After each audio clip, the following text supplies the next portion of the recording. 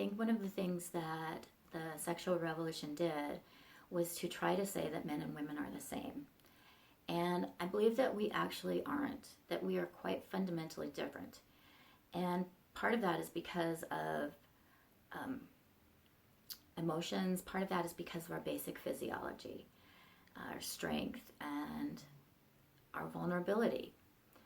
And in some ways, maybe our roles in society, and maybe that can change. But generally speaking, I believe that prior to the sexual revolution, that there were rules in place to help guide us so that women and men were safer, that the sexual revolution broke down boundaries that were really important to help keep women safe. And one of the things that the feminists have done, especially with the Me Too movement, is very confusing, because on the one hand, they're saying women are vulnerable, that women are being sexually assaulted and sexually abused. On the other hand, they're saying men and women are equal. And you can't have it both ways, because what it means is that if a woman gets drunk with a man who's drunk and they end up having sex, then they're both culpable of not getting informed consent from each other. Whereas the Me Too movement says that the man is a rapist in that case. So it gets kind of dicey. And the same goes for porn. If you say that women are equal to men, then any porn star is a autonomous working woman who shouldn't be criticized. And yet a lot of us feel like the porn industry is very exploitive, and I would suggest that it's also takes advantage of women on a regular basis.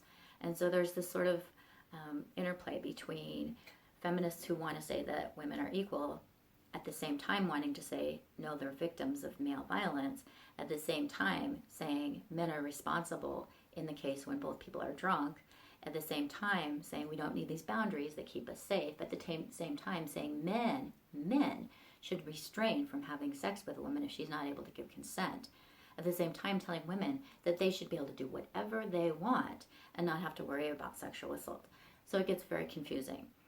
And bottom line, I think that this is a result of the sexual revolution, which taught society, which broke down those barriers that said sex is fun, sex is recreational, and really there isn't a reason to say no to sex now that we have birth control and abortion. And so women started being more and more exploited, taken advantage of, put in positions where it was difficult to give consent. And at this point, I think it's hard to even define what consent means, because our society has broken down so many boundaries. When we tell girls that it's okay for them to get drunk, it's okay for him not only to go to a man's apartment, but to go to his bedroom and sit on his bed. Not only that, but to start having sex with him. That he's a rapist if he doesn't stop as soon as you say no. Or he's a rapist if you didn't give a yes, a verbal yes. And yet, that male who is drunk is somehow held to a higher standard, because he's supposed to be able to read the woman's emotions, be able to ask for that consent, even if he's drunk. So there's this double standard that doesn't work. So either men and women are equal, in which case women need to have just as much responsibility in the case where there's a sexual assault where both are drunk, or where there was a miscommunication even, or when both are on drugs, or when one is younger than a minor even. Or we need to say that we need to treat men and women differently, because there is a different power dynamic, and that men are inherently more powerful and are able to overpower women and take advantage of them. Or we can say, maybe we need to have more boundaries about sex, because too many people are getting hurt. And that way we don't have to determine whether or not men and women are equal, or women need protection. But then we need to admit that sex is something more than just a hobby or a fun thing to do on a Saturday night when you're bored. Then we need to admit that we need to have those boundaries about sex, because people do get hurt as a result of sex. Women get pregnant when they don't want to get pregnant, even wearing a condom sometimes. There are males who will slip a condom off when they're having sex with a woman to impregnate her, just as something fun to do. There are sexually transmitted diseases. There is something very powerful about denigrating your body so much that you have sex with people casually. And so we need to accept one of those three premises. And I would like to accept the third because I think it's the most safe, it's the most reasonable, and it also is somewhat neutral as far as ideology goes. You don't have to be a Democrat or Republican, a Christian or an atheist. We can all admit that there are inherent risks with sex and that casual sex can be dangerous. In fact, sexually transmitted diseases are on the rise because we're teaching this idea that sex is something fun to do, that it doesn't need to be done in the context of a relationship. And it does. Otherwise, you're going to continue to have these instances where women are feeling like they've been sexually assaulted. We're going to keep having these instances where women are sexually assaulted. We need to start creating boundaries around sex. We need to build up the boundaries that were torn down during the sexual revolution. And just because we have birth control, just because we have access to abortion, doesn't mean we need to be having casual sex, doesn't mean we need to be irresponsible with our sexuality. Even though you can look at sex as something fun to do, it isn't. There's a commingling of our bodies during sex that leaves us vulnerable. And until we recognize that, and until we start teaching kids that actually abstinence does work, it's okay to say no. You are capable of restraint. We have these boundaries in place because we want you to be safe. And it's not victim shaming to tell girls not to go to an apartment with a man when you're drunk. That's not victim shaming. That's smart. It's not somehow sex shaming or whore shaming to tell children that abstaining is a perfectly reasonable option.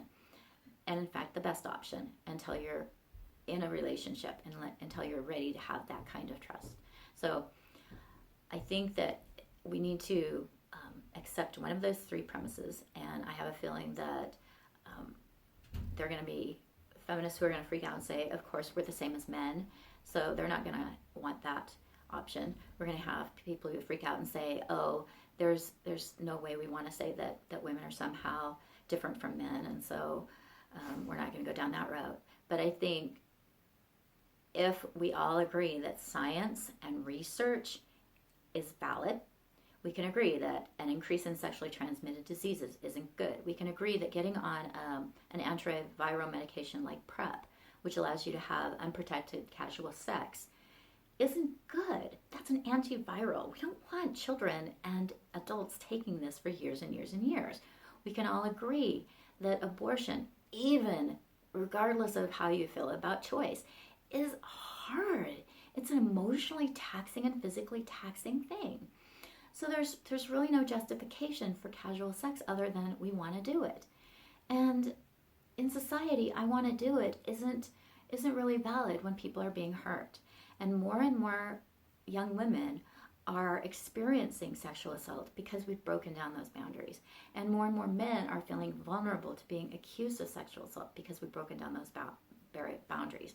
So I want to encourage people to start thinking of sex as what it is, that you are intimately sharing yourself with somebody else, and that we need to start rebuilding those boundaries that we had prior to the sexual revolution so that we can keep people safe, so that a man isn't accused of sexual assault when he thought it was consensual, so that a woman doesn't have sex when she didn't want to, so that there aren't as many unplanned pregnancies, so that people aren't getting sexually transmitted diseases that can be prevented.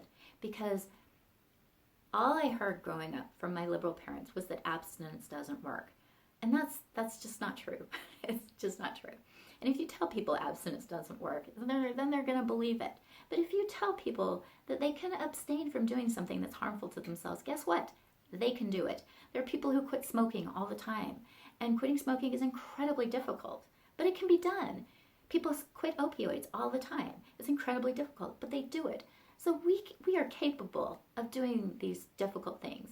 And we are also capable of finding activities that build relationships in a way that are healthy. So I really want to push back on this idea of sexual positivity, because what is happening is not resulting in good feelings about sexuality. It's resulting in really negative outcomes and risky behaviors.